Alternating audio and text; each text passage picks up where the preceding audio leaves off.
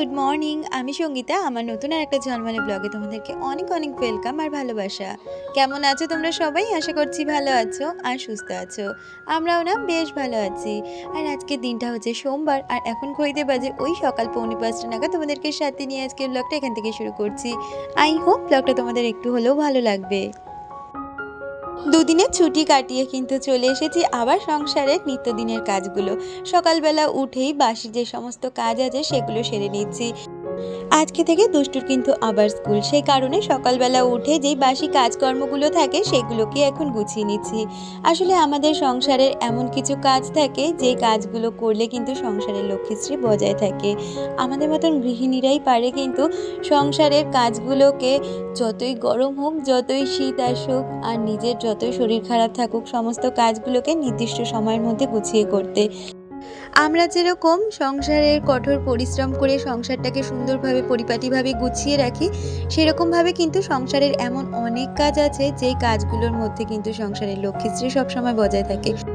সেই কারণে আমি কিন্তু সব সময় চেষ্টা করি যেরকম কঠোর পরিশ্রম দিয়ে সংসার গুছিয়ে রাখতে, সেরকম সংসারের কি কাজ করলে সংসারের লক্ষ্মীশ্রী বজায় থাকবে সেই কাজগুলোর দিকে নজর রাখার। আর আজকের দিনটা তো সোমবার, তোমরা তো জানোই সোমবার করে আমি কিন্তু বাসি কাজকর্মগুলোর সাথে গ্যাস ওভেন বা গ্যাসের যেই ঝিকগুলো থাকে সেগুলোকে মেজে নিই। তবে আজকে আর ওগুলো মাজবো না, কারণ সেরকমভাবে তো এই কদিন রান্নাই পড়েনি। আমি লাস্ট যেদিন রান্না করে গেছি ওটাই। তারপরে একদিন তো ছিল একাদশী, আর তারপরের দিন ছিল রবিবার। তো রবিবার দিন আমার হাজব্যান্ড ওই সিদ্ধ ভাত করেই খেয়ে চলে গেছিলো। তাই হালকা হাতে মুছে নিয়েছি, রান্নার পরে ওগুলোকে ভালো করে মাজা ধোয়া করে নেব। আর এই যে আমি তো দুষ্টুকে হরলিক্স করে দিলাম, সাথে কিন্তু আমি একটু গরম জল খেয়ে নিয়েছিলাম, আর তারপরে রেডি হয়ে ওর চুলটা বেঁধে দিয়ে ওকে দিয়ে এসেছি। ইতিমধ্যে আমার কিন্তু স্নান হয়ে গেছে। আর আজকে তো সোমবার দিন, সোমবার দিনের পুজোর দায়িত্বটা কিন্তু আমার হাজব্যান্ডেরই থাকে। তো সেই কারণে আজকে পুজো দেওয়ার ব্যাপারটা আমার নেই, তাই জামা কাপড়গুলো আগে মেলে দেবো, আর তারপরে ওইদিকে আমি রান্নাঘরে চলে যাব আগে চাটা করে নিতে। আজকে জানো তো বেশ অনেক কাজ রয়েছে ঘরের। ওই যে দুদিনের জন্য যদি কোথাও যাই তাও মনে হয় কি ঘরে কত কাজ জমে রয়েছে। তবে এবারে কি হয়েছে জানো তো, আমার হাজব্যান্ড হয়তো ব্লগেই শুনেছে যে ওরা মানে ছেলে আর বাবা মিলেই বাড়িঘর নোংরা করে। তবে এবারে যেহেতু হাজব্যান্ড একাই বাড়িতে ছিল দুদিন, সে কারণে এসে দেখলাম বাড়িঘর কিন্তু একদম পরিষ্কার পরিচ্ছন্ন, বিছানাপত্রও একদম পরিষ্কার পরিচ্ছন্ন ছিল। আমাকে ফোন করে বারবার করে বলছে তোমার ঘর বাড়ি ঠিক আছে তো, তুমি দেখে নাও।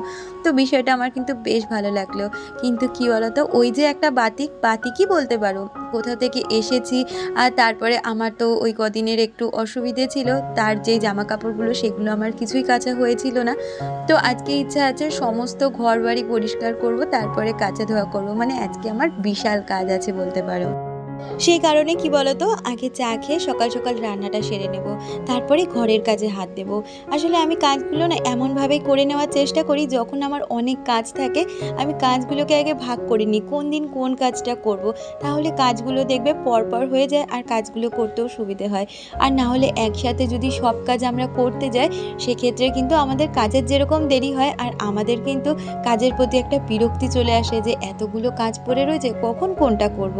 তো আমি কিন্তু কাজগুলোকে এরকমভাবে ভাগ করে করার চেষ্টা করি। আগে রান্নাটা ধরবো, তারপরে ঘরবাড়ি পরিষ্কার ধরবো, আর তারপরে কাচাকুচিগুলো।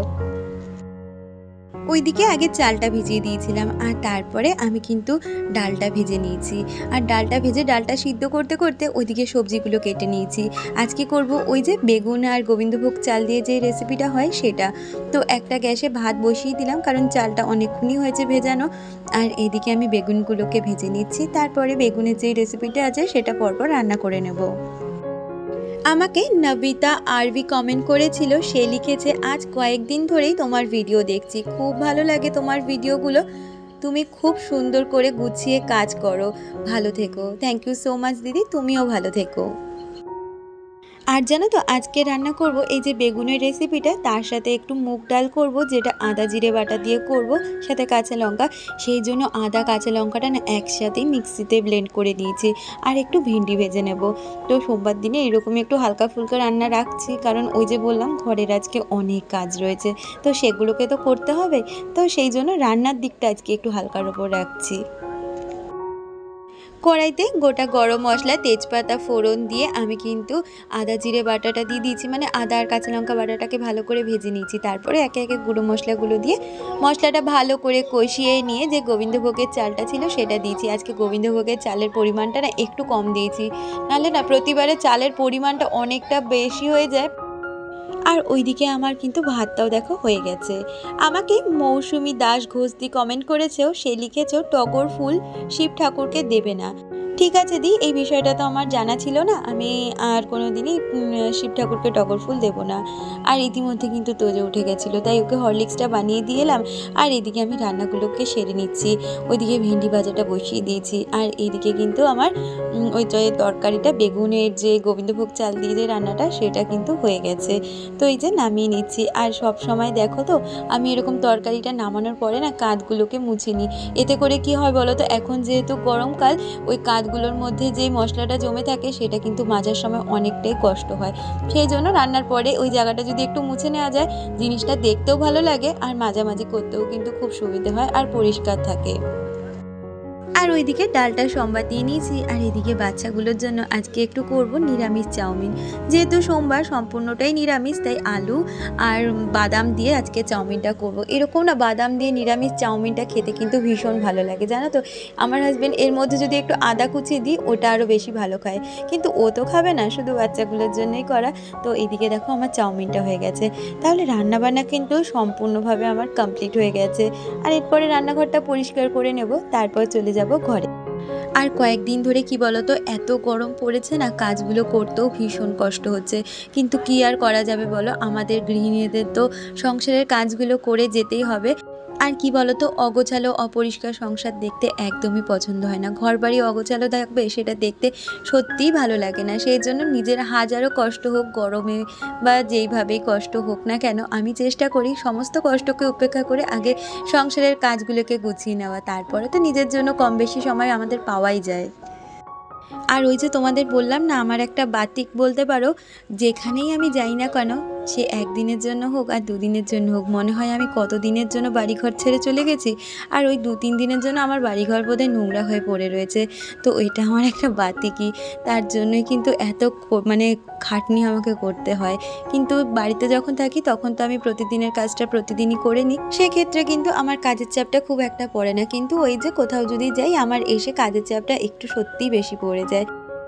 আর এই তো চলে এসেছি ঘরে। প্রথমে না এই ঘরের চাদরটা চেঞ্জ করে নেব। এই চাদরটা 1 সপ্তাহ হয়েছে, প্রথম কথা চেঞ্জ করা হয়নি। তারপরে আমার তো বললামই একটু সমস্যা ছিল, তো সেইগুলোর জন্য আমি এই জামা কাপড় বলো বা বিছানাপত্রের চাদর বলো সমস্তটাই কেচে নেব। আর আমি জানো তো, যখনই বিছানার চাদর চেঞ্জ করি তখন কিন্তু আগে সমস্ত খাটকে ভালো করে মুছে নিই, কারণ প্রতিদিনে তো আর এই খাটটা মোছা সম্ভব হয় না, কিন্তু খাটে আমাদের কম বেশি ধুলোবালি পড়ে। তো যখন আমরা চাদরটা চেঞ্জ করি তখন যদি একটু খাটটাকে ভালো করে মুছে নিই, তাহলে কিন্তু খাটটা পরিষ্কার পরিচ্ছন্ন থাকবে। আমাদের তো সংসারে প্রতিদিনের কাজ একরকমই থাকে, কিন্তু কাজের মধ্যেও কিছু কিছু স্মার্ট টিপস আছে যেগুলো ফলো করলে আমাদের কাজগুলো কিন্তু অনেকটাই ইজি হয়ে যায়। আমি কিন্তু এরকম স্মার্ট টিপস ফলো করেই সমস্ত সংসারের কাজগুলো করি, তাতে সংসারের কাজগুলো অনেকটাই ইজি হয়ে গেছে আমার কাছে। আর এদিকে সোফা কভারটাকে আজকে আর ধোবো না, কারণ কিছুদিন আগে যেহেতু এটা ধোয়া হয়েছে, তাই ওটাকে ভালো করে তুলে আমি কিন্তু সোফাটাকে আগে ভালো করে মুছে নিয়েছি। ওই যে ছোটো ছোটো যে ধুলোবালিগুলো থাকে, তার জন্য একটু ডাস্টিং তো করার প্রয়োজন পড়ে। আর তারপরে সোফা কভারটাকে ভালো করে ঝেড়ে আমি কিন্তু পেতে দিচ্ছি। আমাকে রিঙ্কু টুলি চ্যানেল থেকে দিদি কমেন্ট করেছো, সে লিখেছো তোমার ভয়েস ওভারটা খুব সুন্দর লাগে, তুমি টাইটেলটা কিভাবে সিলেক্ট করো। দেখো দিদি, আমি যেইভাবে কথাগুলো বলি তোমরা তো দেখতেই পারো, আমি একদম ন্যাচারাল কথা বলি, যা ঘটে বা যা আমি কাজ করি সেই রিলেটেডই কথা বলি। আর সেখান থেকেই কোনো একটা টাইটেল বা কোনো একটা টপিক যদি আমার পছন্দ হয় সেটা আমি টাইটেলে দিয়ে দিই। তো এইভাবে আমি টাইটেল সিলেক্ট করি। আর আমার ওই শ্বশুরমশাইয়ের ঘরটা পরিষ্কার করে এখন চলে এসেছি আমাদের ঘরে। ওই যে বললাম চাদরটা চেঞ্জ করার সময় আমি কিন্তু বিছানাপত্র মানে খাটটাকে আগে ভালো করে মুছে নিই, তারপরে চাদরটাকে চেঞ্জ করে দিই।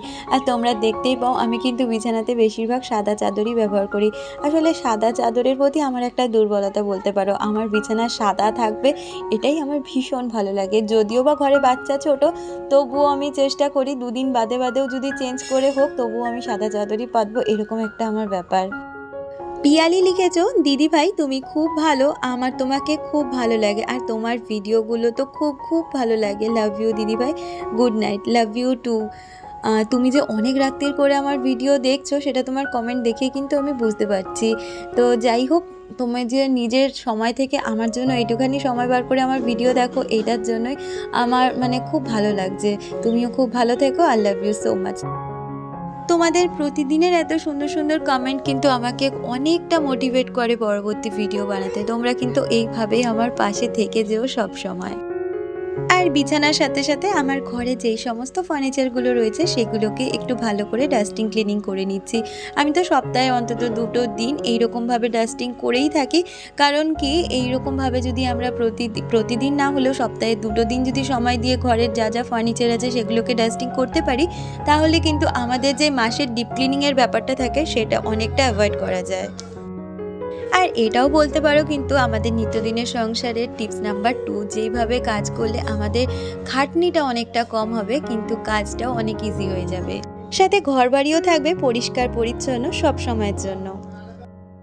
আর এইদিকে আমার ড্রেসিং টেবিলটাকেও কিন্তু সমস্ত জিনিসপত্র নামিয়ে নামিয়ে কিন্তু পরিষ্কার করে মুছে নিচ্ছে, আর তারপরে যে জিনিসগুলো থাকে সেগুলোকে জায়গা মতন রেখে দেবো।